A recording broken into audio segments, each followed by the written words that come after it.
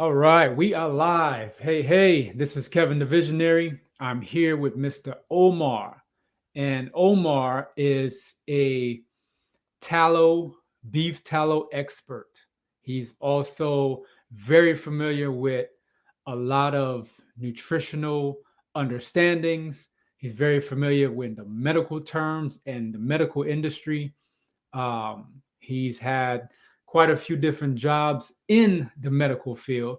And so he's well versed, he's well studied. And so we're going to talk about some interesting topics, some topics that people question because they see certain articles or they watch certain videos and they're afraid because of high fat, low cholesterol, high cholesterol. I'm confused, I don't know what to do. Meat, no meat. So we're going to kind of sort of get into some of those things. Omar, what's going on? I'm happy to be here, Kevin. Yes, sir. Yes, so let's jump right in. So tell us a little bit about yourself, what you currently do, how you got into the space that you're in, and how long you've been doing it.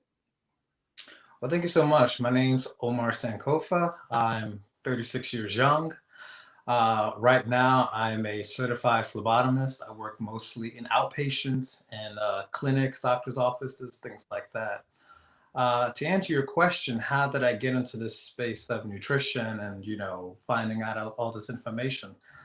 It started around 2016. I was actually thinking about going plant-based, and it had become all of the rage. Everyone was doing it. There was all this information out there about how great it was.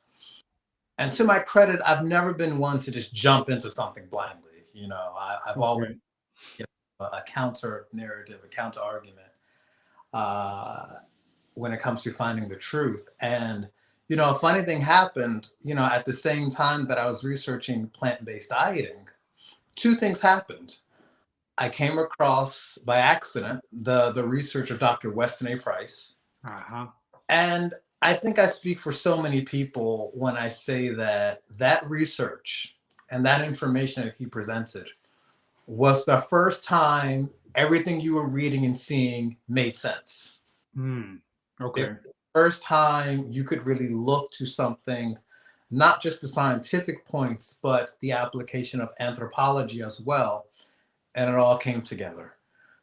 So at the same time, I came into the knowledge and research of traditional food wisdom. I also kept running into in person and seeing online the testimonies of ex vegans. Hmm. Now, I had never heard of an ex vegan before. I didn't know there was such a thing. And so, living in the Washington, D.C. area, there's a very strong Pan Africanist, Black spiritual, Black conscious sort of scene. And having immersed myself in that world once upon a time, every other person was vegan. Wow. And to show you how, how I've progressed on this journey, I met Dr. Sabi. Well, his real name is Alfonso Bowman, and I Mhm. think it's important that we start calling these charlatans by their government name. So I met Alfonso Bowman. I saw one of his lectures, and so this was at a time when I would even entertain going to something like that. But what really struck me when I went was just how unhealthy a lot of the vegan elders looked, and I'm still not putting it all together, but it was one of those things that always sort of stuck in the back of my mind. So, so yeah, I'm coming into the knowledge of traditional food wisdom. I'm meeting all these ex-vegans, and that inspired me to make a change in my own diet. And so, slowly but surely, I just started incorporating more meats into my diet, more saturated fats, and the more I did it, I mean, almost immediately, I noticed a change in my overall health and stamina. At the time, I was working a very demanding, physically, emotionally, mentally demanding job, working in shock trauma. Not only was I working in shock trauma, but I was working at that hospital. Every city has that hospital where they just dump poor Black people, where nobody wants to go as a patient, nobody wants to work. I was working at that hospital. Wow. And so just from eating, eggs and I started slow. I wasn't at pastured, raised meats, grass-fed meats yet, but I noticed a difference even just buying the local store brand eggs and my little turkey sausage patties, just swapping that out for frozen waffles. I noticed a huge difference in the amount of energy, physical and mental energy that I had throughout the day. And so I kept learning, I kept researching. And so now I'm at a point where, and I'm blessed to say this, I don't say this as a flex, but now I'm at a point where my freezer and my refrigerator is filled 90% with farm raised pastured meats. It's good. Yeah. Well, that's wonderful, man. And so, okay, so you met Alfonso, you read, those really good books that everybody recommends, reading.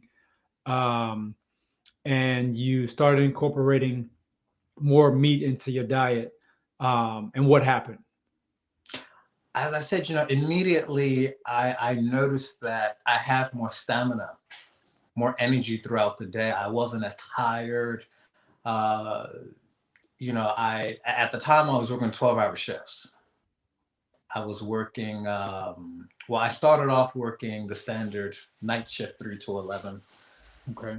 but then I switched to working 12-hour shifts, and this is at the same time, as I said, I started eating a lot more meat and saturated fats overall. And as I said, I had so much more stamina throughout Mm. the day.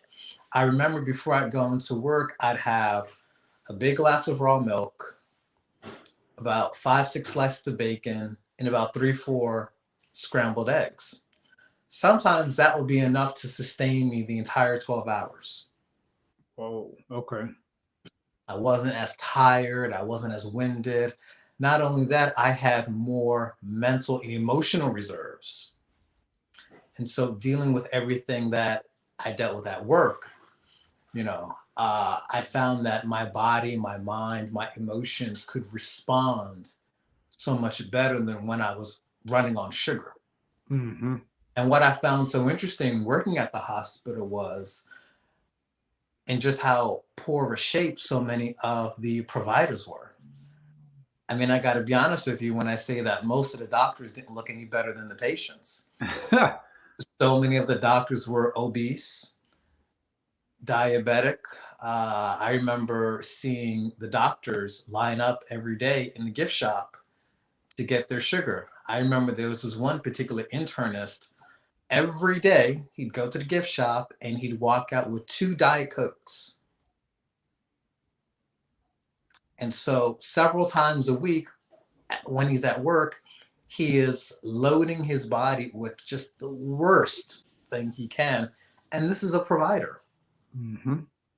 So that just inspired me even more to continue on this path and to really uh, reintegrate my diet into the biosphere, as I like to say, to really plug my body back into the natural world.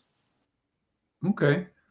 So, staying in that vein, based on your profession, I saw you on a live, and you were talking about cholesterol and blood work and lab works and different things like that. Can you tell me what's when you go to get some lab work? Let's say you get your iron check, you get your blood level check. What's important for me to look at when it comes to those type of things? That's a great question. So, one of the most prevalent tests that the doctor is going to get is an A1C, your blood. Okay. That's not really going to say much because your blood sugar can be affected by what you ate, what you didn't eat within the last 24 hours, your emotional state. What you really want to get is a fasting insulin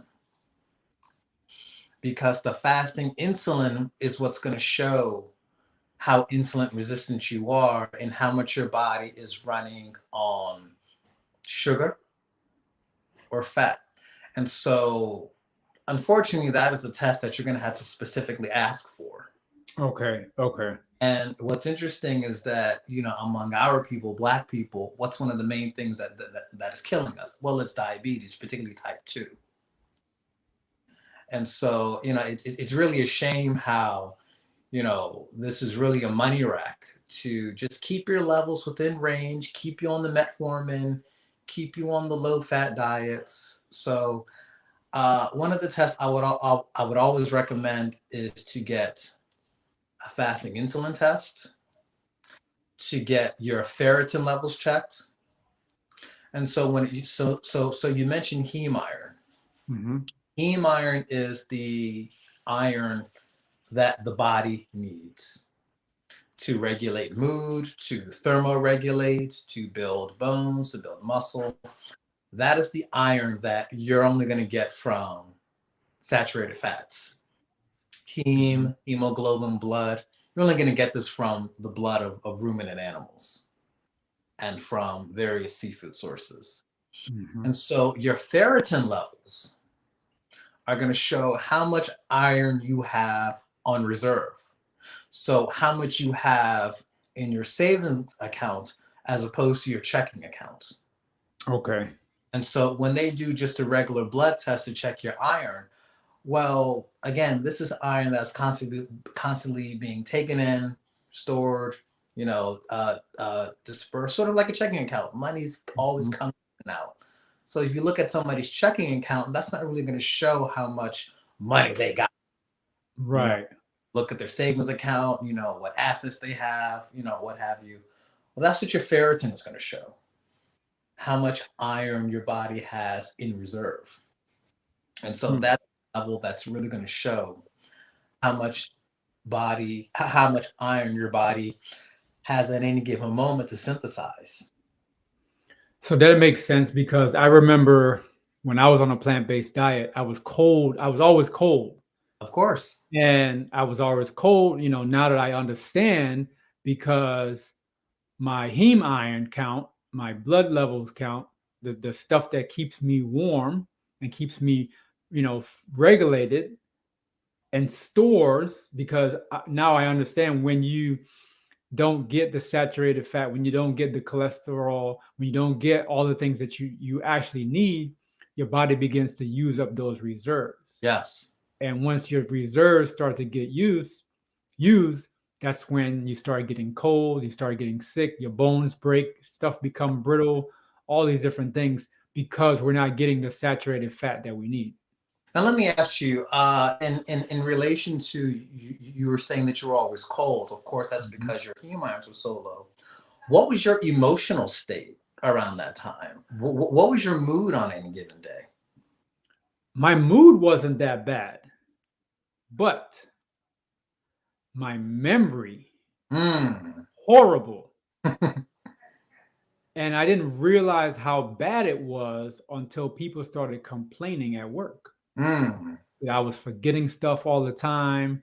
Uh, it got really bad, and so my mood was pretty balanced. But yeah, that definitely affected me. The reason I bring up mood is because, in addition to thermoregulation, heme iron is also a major component in mood, in the body regulating mood. And of course, this is all also a central component of hormone function. Hmm. And so when your body is low in iron, of course it can't produce serotonin. Of course it can't produce dopamine. Of course it can't produce all of the chemicals that the body uses to regulate mood. And so when you have an essential mineral like heme iron that is low and that is and the stores are being depleted, this is also a red flag for hormone disruption and dysregulation. And Francine talks a lot about this because your hormones are really the foundation of your overall health.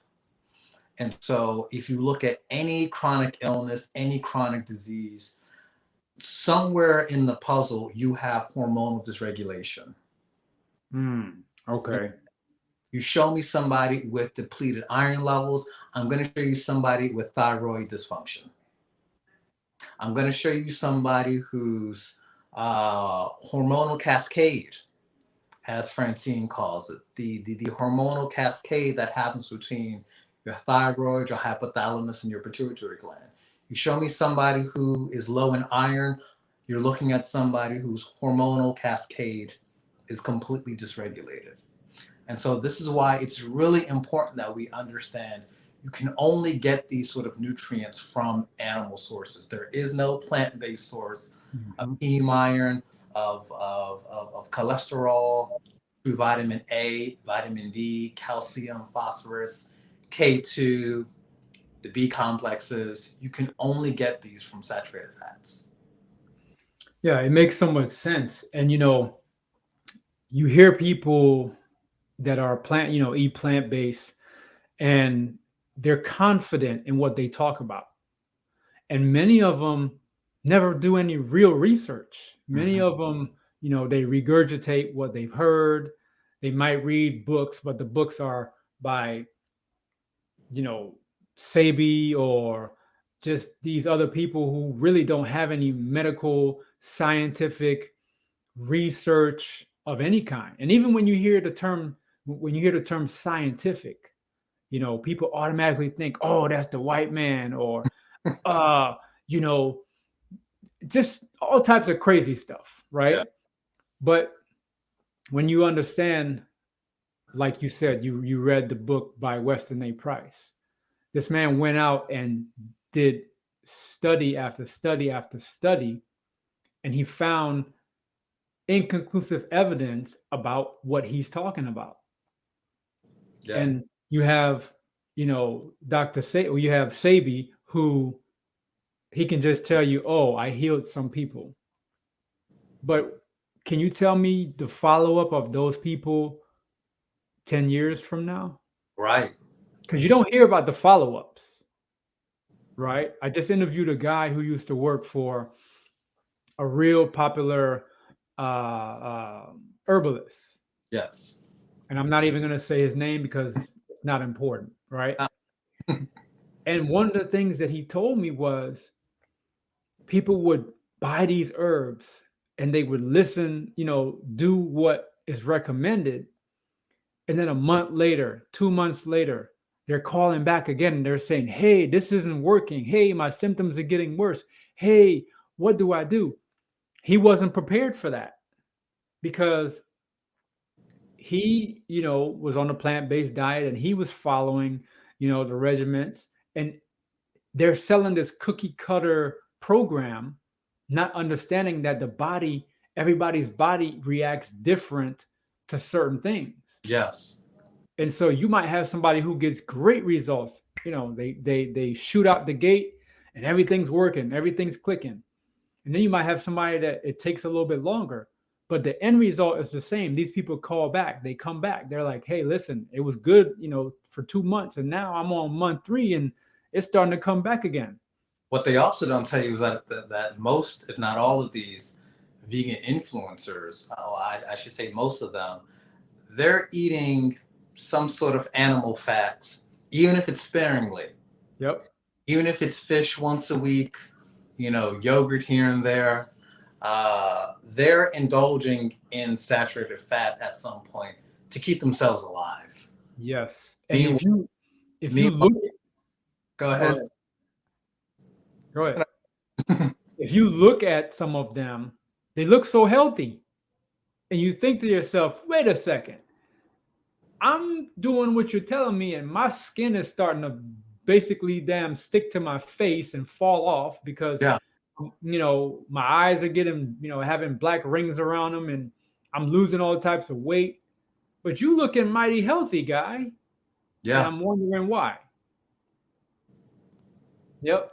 And it's interesting because, and I've literally sat at the dinner table with people who claim to be vegan and they were eating fish. And I don't know why fish is like, seen as the lesser of the evils within the vegan Right. community.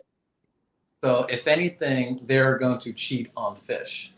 What's interesting is that Dr. Natasha Campbell McBride, who I'm pretty sure you're very familiar Hmm. with, she broke down that per serving, salmon and cod have more cholesterol per serving than even red meat. Oh, So fatty fish is even more rich and dense in cholesterol than even your saturated fats. I'm sorry, your red meats. red meats. Hmm. It's very interesting. Yeah. So, so yeah, and so that's one of the things that really struck me is that I never thought to ask about the long-term effects. And that's something that I talk about a lot. Mhm. A plant-based diet have negative long-term effects. I remember when I first started, I felt great. I told everybody, I'm like, you got to try this. I don't need as much sleep. I'm waking up, I'm energetic, I'm not tired in the morning. I'm singing on my way to work, but it don't last very long. Yeah, because at that point you're running on your adrenals. Hmm. And I'm not eating, all the crazy processed foods. Right, right. And so again, these people, and again, I've met these people. Oh, since I cut out meat and processed food, and it's interesting because the people who get that glow, that shoot of energy, more likely than not, they are taking the whole foods plant based approach. They're Hmm. not eating the mock meats, the soy, the fake milks. They're at least eating plants, avocado, salads, beans, sprouts, this and that. They're at least eating actual food. But I mean, shit, you're going to feel great once you eliminate the seed oils and the sugar Hmm. and the refined flour. You do that, you're going to feel great. But in restricting yourself from the saturated fats at the same time, after a while, now your body has to run on the adrenals. And so that's where you get this idea of, as you just said, oh, I don't need as much sleep. I'm singing on my way to work. I've got all this energy. Yeah, because you're being overloaded with adrenaline. And once those adrenaline receptors give out, you crash. Yep. And that's what started happening. I would get off work and I'd be like, yeah, I want to go to the gym today. Yeah, Not to, right. Not today, maybe next week. You yeah, know, I would have to take naps after work sometimes, just tired, man. yeah. And it makes perfect sense. And, I've heard so many vegan men say that, after the crash, their libido completely flatlined. They could not be intimate with their wives, their girlfriends. One influencer even said that he had an erection in 3 months. Whoa, makes sense Makes sense. because we now understand the importance of saturated fat and how it affects the reproductive organs. Well, Very vital. cholesterol is the foundation for all of our sex hormones. Hmm. It is how the body makes progesterone, testosterone, and estrogen. Hmm. And so again, all of these essential micros, your cholesterol, iron, zinc, phosphate, calcium. There pretty much isn't a function in the body that can happen without them. And so, again, show me somebody with a chronic illness, a degenerative condition, mental condition. I'm going to show you somebody who is in a state of nutrition of nutrient deficiency. And what's so interesting, Kevin? At the same time, I was really immersing myself in the world of traditional food wisdom, of the science behind it. This is when I was working in shock trauma. And, every day I'm reading people's charts. I wasn't supposed to. Yeah. But I had access to charts, and I'm reading the charts. I'm looking at the levels. I'm looking at the numbers. I'm looking at the doctor's notes. And everything that Dr. Price, Dr. Ken Berry, uh, Dr. Natasha Campbell McBride, I mean, everything that these people were saying, I was looking at not only in black and white on the chart, but I'm looking at these people. I'm seeing hormone dysregulation in the flesh. I'm seeing nutritional deficiency in the flesh. I'm seeing the effects of nutrient deficiency that it has in the mental state. One of my favorite places to do rounds was the psych ward. Hmm. We had a psych ward. And so, again, you know, we can call it bipolar, we can call it schizophrenia, but this is just hormonal digestive regulation caused by and exacerbated by nutritional deficiency. And it all sounds so simple. It all sounds so simple because it really is. Mm-hmm. Because it really is that simple. Proper sleep, proper nutrition intake, and healthy lifestyle will really do a body good. Yeah, no, it makes so much sense. And you think that this is something that the medical field would understand and promote. But on that note, right, let's talk about how everything transitioned from natural to unnatural when it comes to health products, when it comes to skincare, when it comes to a lot of things that we thought we grew up on as children and our parents grew up on. Let's talk a little bit about that. So, as we were talking, before the broadcast, we all grew up on Vaseline, over the counter lotions, you know, um, oh, what's the second? Powders. Powders, blue magic in our hair. I don't know if they do that in Trinidad, but you Oh know, yeah. okay. I don't know a black person that doesn't have a jar of blue magic, on the medicine cabinet. Hmm.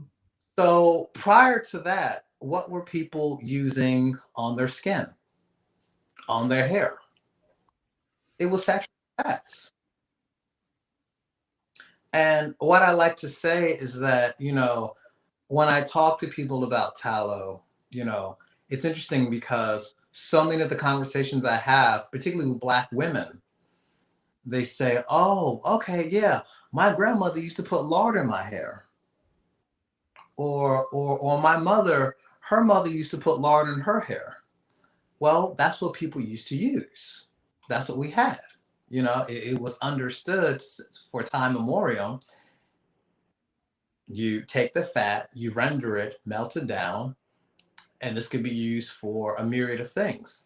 So we really have to go to the industrial age, the late 1800s, early 1900s. Several things were happening.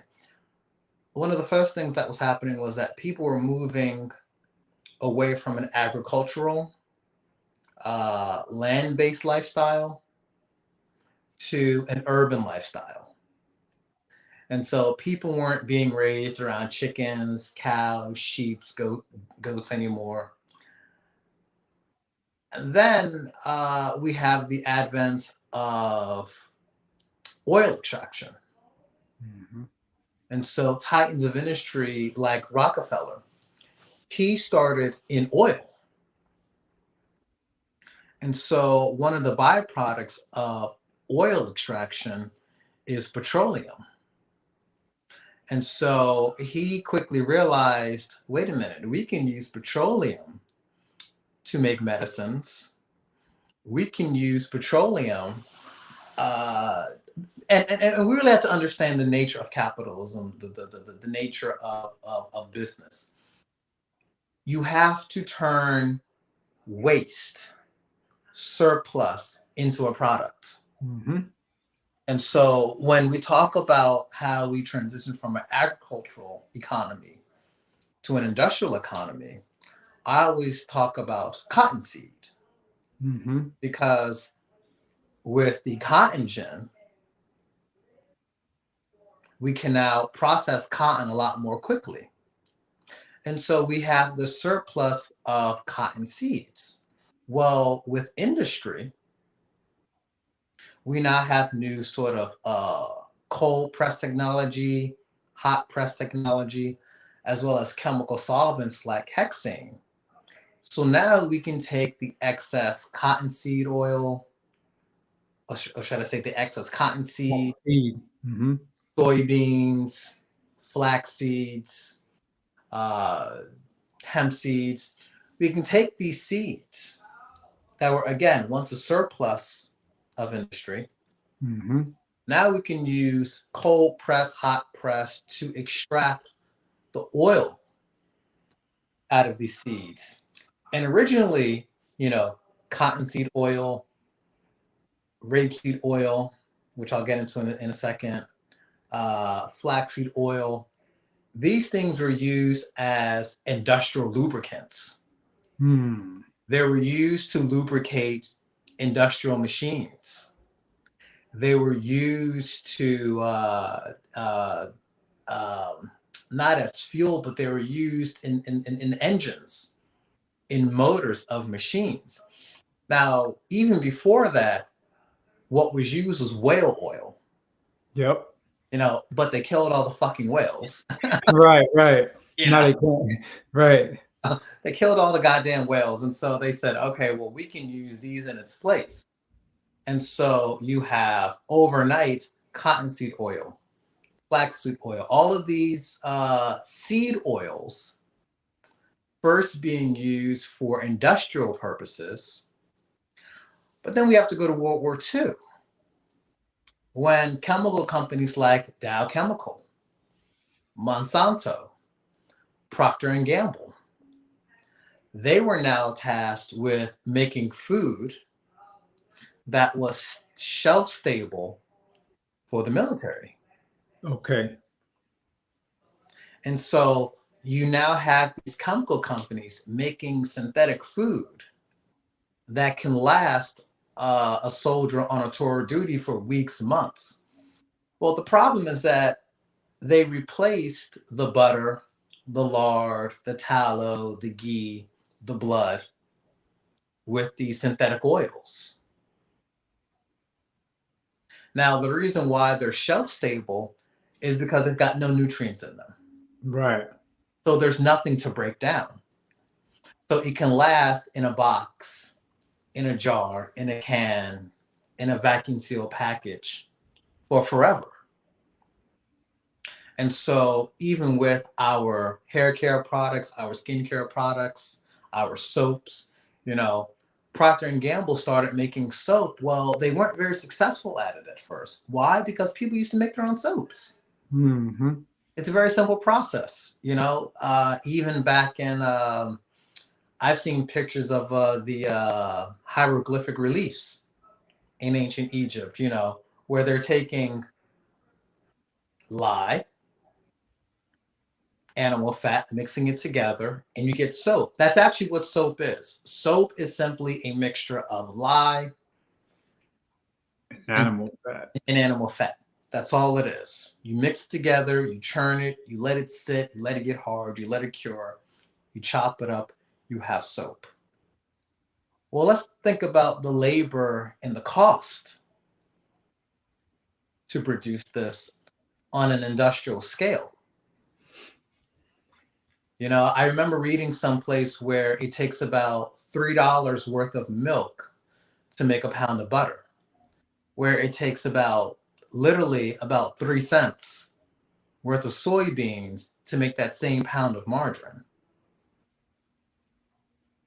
And so, again, overnight, these synthetic fats, as I like to call them, have now replaced actual fats. Mm-hmm. They don't go bad as easily, try to say as quickly. They're shelf stable. They're much easier to produce. You know, I remember growing up, you know, my mother used to put flaxseed oil on her cereal, go figure. Well, come to find out, flaxseed oil was originally used as a furniture varnish.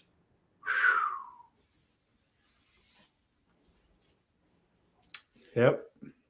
And so it was around 2018. Yeah, it was. Again, I'm immersing myself in the world of, you know, all things natural, all things ancestral wisdom. And so I came across this article, I think it was, on tallow.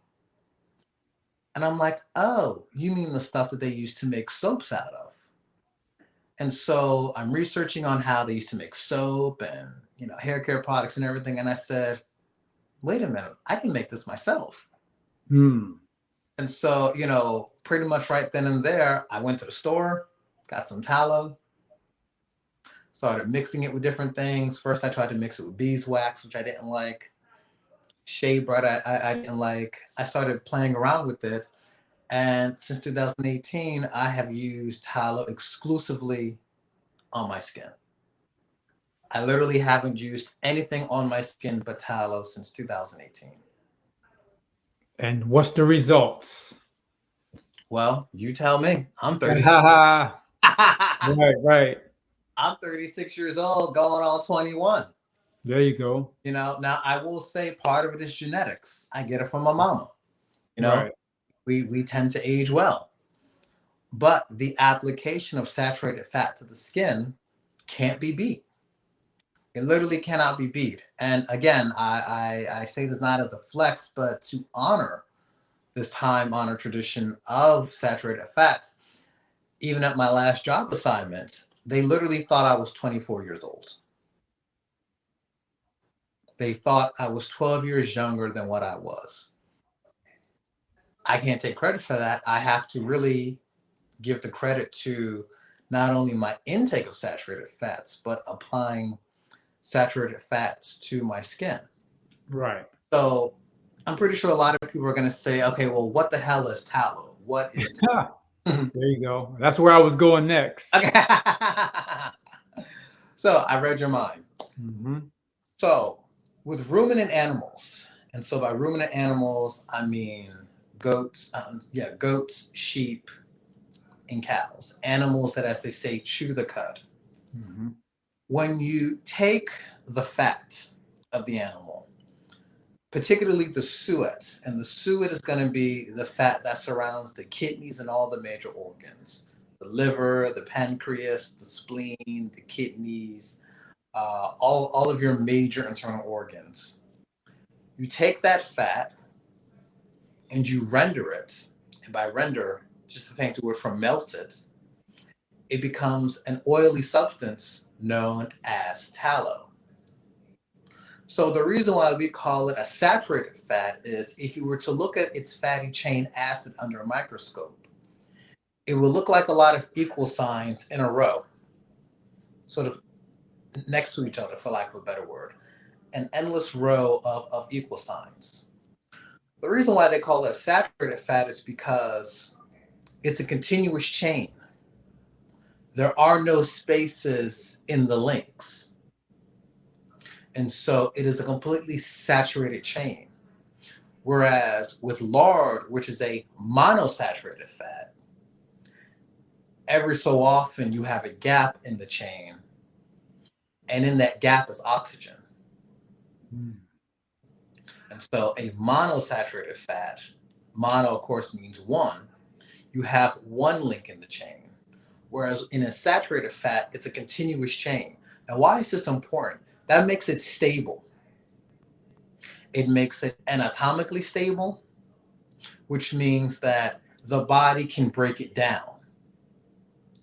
The body can break it down and disperse all of its nutrients wherever it needs to go.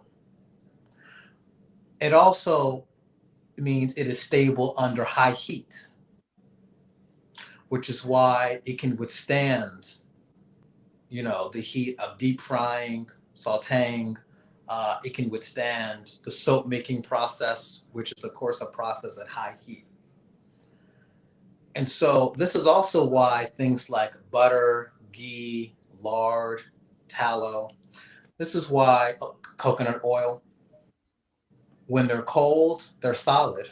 Hmm. And when they're hot, they liquefy. In either state, they do not lose their anatomic structure. When you have trans fats and polysaturated fats, poly meaning multiple, there's multiple gaps in the chain. You expose them to high heat, they're going to oxidize. Okay. And within the fast food industry, they have to pour very toxic, very caustic chemicals down their drains because they're frying in canola oil, cottonseed oil, these highly rancid, unstable oils. Well, you heat them up, they're going to harden. And then once they enter into the body, they're not going to break down like butter, like lard, like ghee, like Mm-hmm. tallow. For one, there's nothing to break down. And so what you have is what's called free radicals, which is basically waste and byproduct. It's pollution. Mm-hmm. It's pollution, just like a lot of your plastics and synthetic chemicals won't biodegrade in nature. Well, the same thing happens in our body. So ingesting these saturated fats, or should I say synthetic saturated fats, it's just pollution, and they build up in your fatty tissues, in your joints, in your muscles. A lot of them go to the brain. And so, yeah.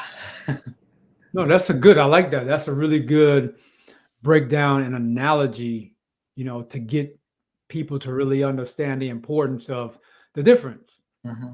Because we're told that that we don't need one, Hmm. but what they don't tell you is they're encouraging you without encouraging you to take the one that you actually don't need, which is, the trans fats. Because every time you go out to eat at a restaurant, 9 times out of 10, probably 10 times out of 10, Hmm. that's what you're consuming. Yes. And so, saturated fat is bad. Stay away, low this and low that.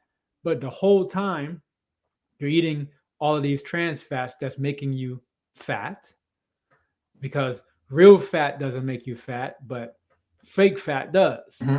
It's very interesting. Because your body has no way to dispose of it. Mhm. And so it just saves the pollution, for lack of a better word, in the fatty tissues. And so you have this excess of fat on your body because you have an excess of free radicals that the body can do nothing with. And Interesting. so again, I'm learning all this information at the same time. And so, tallow is something I just immediately fell in love with. I tell people all the time, I live a tallow lifestyle. A tallow lifestyle. I live a tallow lifestyle. What does this mean? I wake up in the morning, I anoint my body with tallow. Not lotion, not shea butter, not coconut oil. Wonderful products.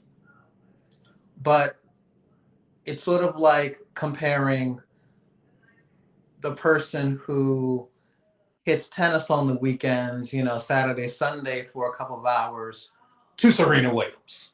Right. There's no comparison. And so this is why I love these conversations, because more and more, people are wanting what is natural, what is familiar, what has a legacy to it. And so in so many ways, tallow, I find, is really a prayer answered, because tallow now is a gateway for people to align themselves with what is natural, what is ordained by Mother Nature, in a way to connect with the natural world in a way that they haven't before. Um, while a lot of people have not heard of tallow for obvious reasons, tallow is not a novelty. It's not the latest exotic herb from the Amazon. Right. It's not the latest fungus from here or there. It's an ancient provision that every culture all over the world has utilized for both culinary uses and to maintain beauty for thousands upon thousands of years. So what tallow may lack in mainstream exposure, it makes up for in time.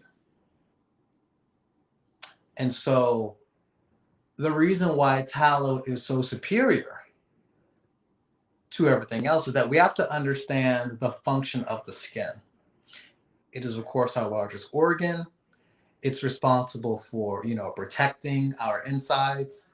but part of its function is to both release toxins and excess through the skin, through our pores, but also to absorb. A lot of medicine these days are applied topically on patches, Mhm. because about 50 to 60% of what is applied to the skin is going to go directly into the bloodstream. And so, excuse me, again, that's why we really want to avoid a lot of parabens, a lot of sulfates, a lot of petroleum based products, because you are putting that shit literally into your bloodstream. Mhm. And so, uh, when you apply a saturated fat to the skin, its nutrition profile. So why don't I backtrack and talk about the nutrition profile of tallow? Okay. Yep. So one of the things that really made me fall in love with tallow is that if I had to choose any of the saturated fats to really be a spokesman for the superiority of saturated fats, to really shake a fist at the mainstream narrative, it would be tallow. I really call it the jack of all fats, because more than any of the other fats, it can really show and prove, how superior saturated fats are. And so when we look at its nutritional contents, it is chock full of linoleic acid, conjugated linoleic acid, um, stearic acid, palmitic acid. Um, it's almost identical to our skin's natural oil, which is sebum. And sebum actually isn't an oil, it's fat, it's saturated fat.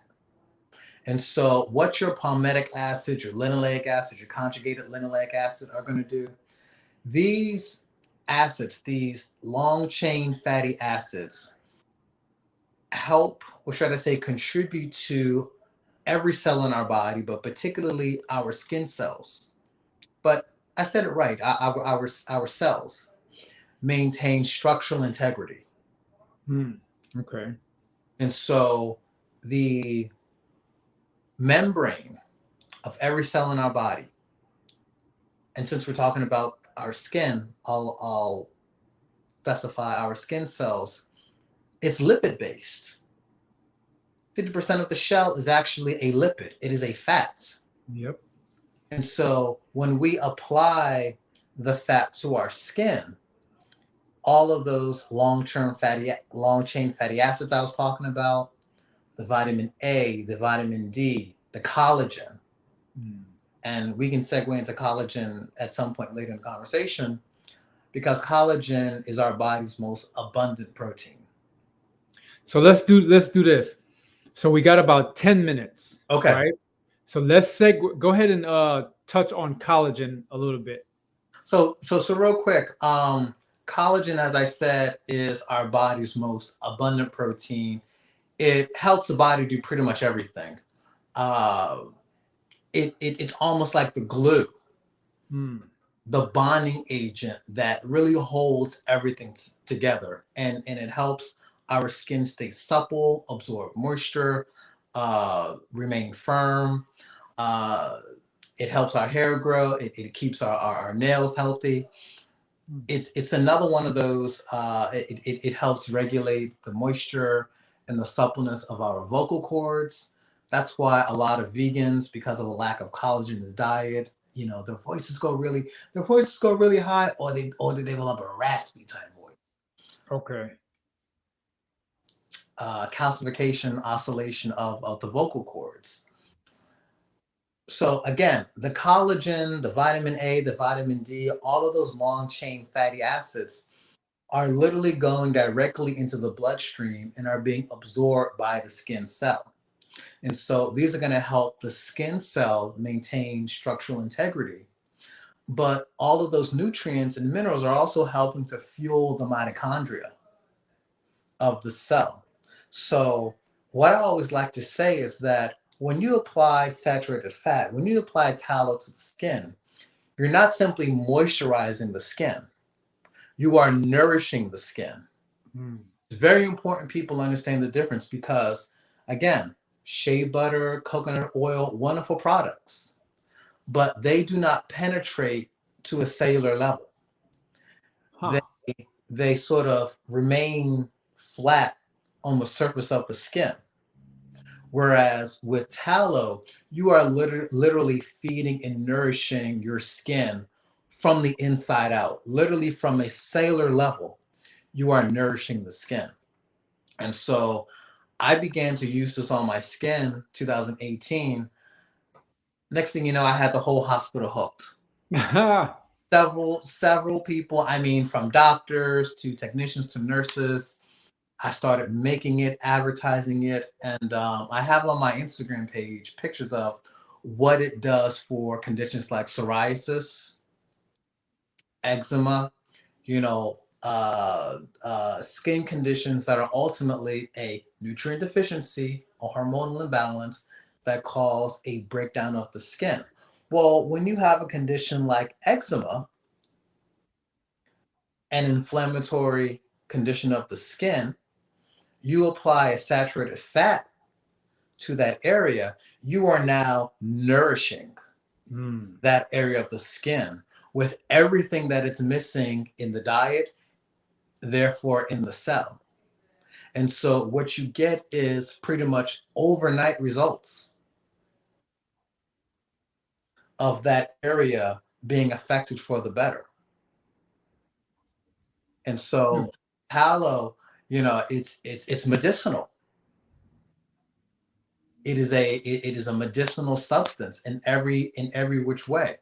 And what also made me fall in love with tallow was that when I started using it to cook, when I started to fry my eggs in it, when I started to deep fry. Matter of fact, just last night I deep fried some mussels in tallow. Mm. So I only fry my chicken in tallow. I only use tallow to fry fish. And so, if nothing else, what convinced me was just how much better it tasted than any of the industrial seed oils, the vegetable oil, which is just a trade name for soybean oil, Right. canola oil. Nothing compared to the taste of tallow. So now you mentioned you got the hospital hooked on tallow. I've heard you talk about it for a while now. So if somebody wanted to, get in touch with you for to purchase some tallow or to know more about tallow, how can they do that? You can email me. My email is Omar period Sankofa 04 at gmail.com. Or you can hit me up on Instagram, and my Instagram name is Omar Sankofa, one word. And so I have a little bit to share with the people. Oh, okay, all right. So this is my own personal stash that I've been using the past few weeks. And so this is literally, people can see it. This is 100% grass fed beef tallow, animal fat. Okay. I use a little bit of cocoa butter because it's soft and really helps to, what's the word, alleviate the smell.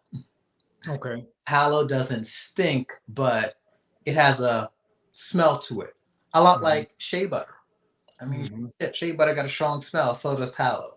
And so I found that um, cocoa butter really helps alleviate the smell to a degree and is very soft too.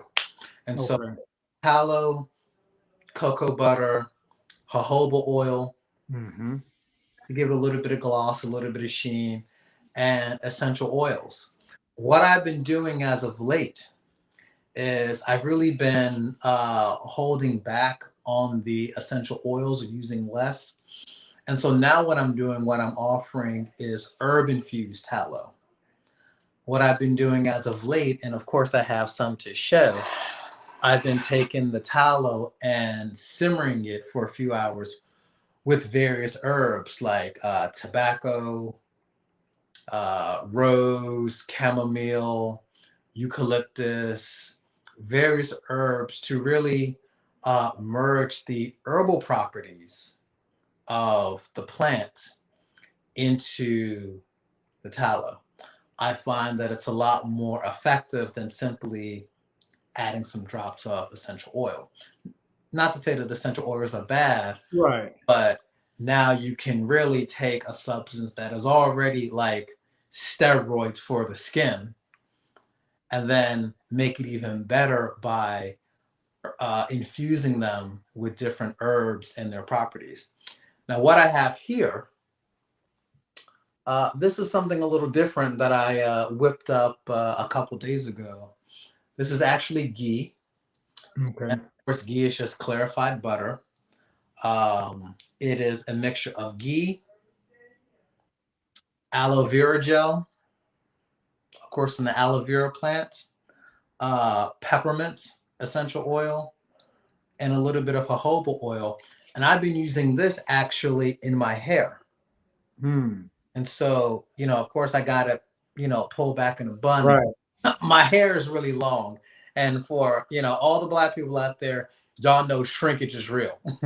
Right.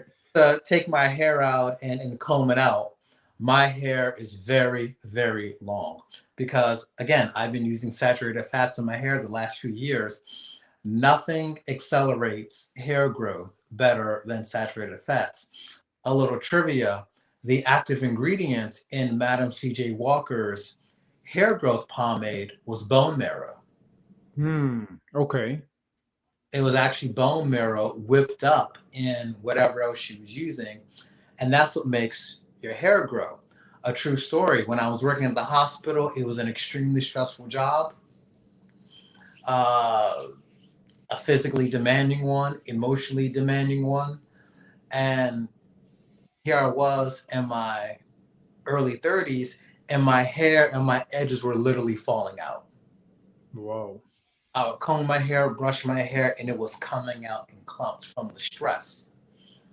I started using just pure tallow, not even mixed with anything. I started melting tallow, rubbing that on my scalp, running that through my hair. Within a month, I had nothing but new growth. Hmm. Nothing but new growth in the front and the back. And so, I really want to emphasize this is nothing new. You talk to people from, different countries, you talk to people who grew up in the deep South. This is something that people already know about. Hmm. Beauty of this dialogue that I find is that I'm not telling people anything that they don't already know.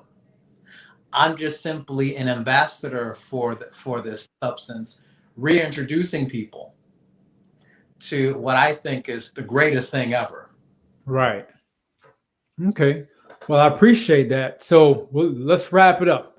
So, if you had a few seconds to tell a person who is considering going on a vegan or plant-based diet Don't do it. in Don't do the it. middle in the middle of a plant-based diet or considering switching from a plant-based diet, what's some advice you would give them? I would say talk to the oldest people in your family. Talk to your grandparents, your great grandparents, if you're blessed to still have them alive. Find out how they ate growing up and use that as a guide.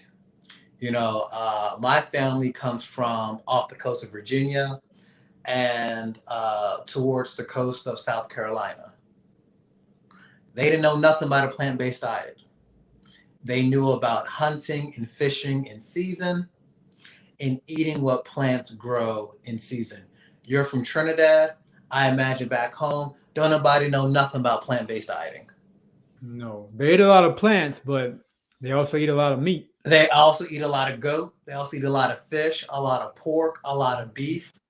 And so that would be the first thing I would say is to eat the way that your ancestors ate. Your great grandparents, great grandparents. Find out how the oldest people in your family ate and let that be your guide.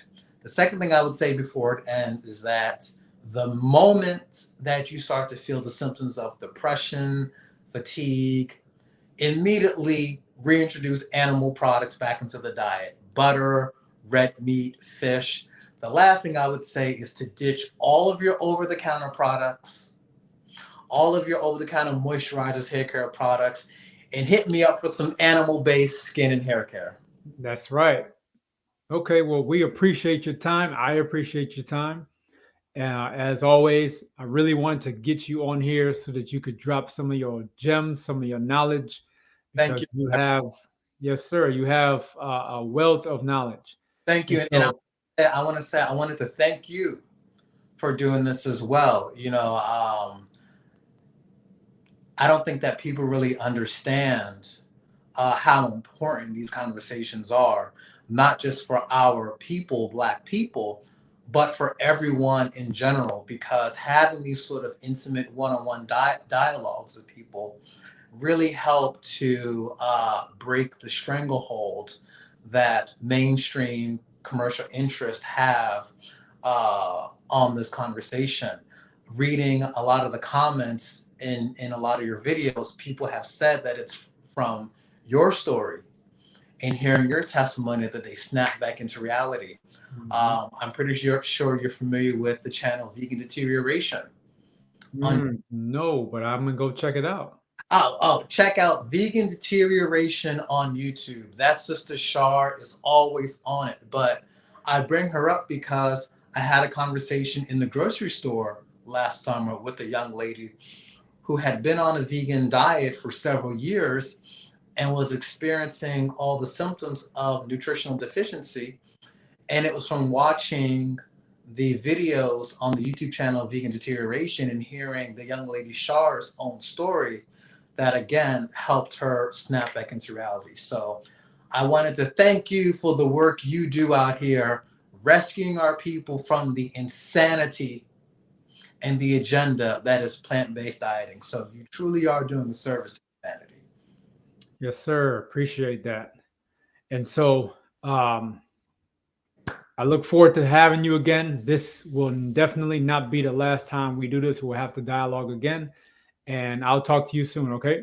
Looking forward to it. Be Sure. blessed. All right. You too.